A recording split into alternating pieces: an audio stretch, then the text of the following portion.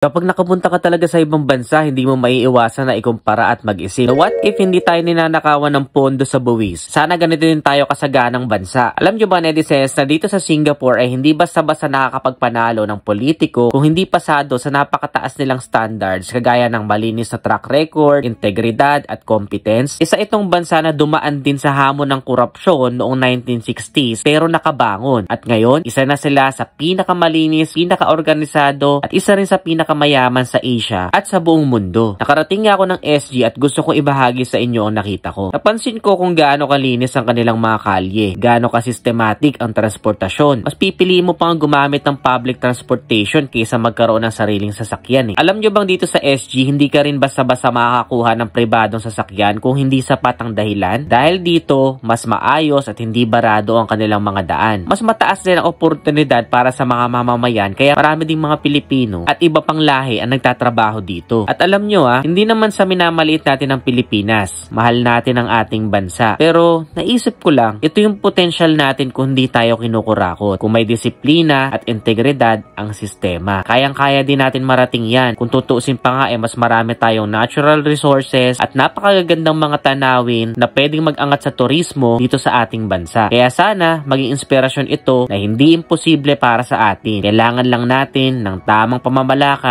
at sama-samang pagsusumika. Palagay nyo, netizens, may pag-asa pa ba ang Pilipinas? Anong mga pagbabago ang gusto nyo makita sa ating sariling bayan? Comment nyo naman dyan sa baba. Kung nagustuhan mo to, don't forget to give this video a heart and follow this page for more. Again, this is Adriano. See you in the next one. Bye!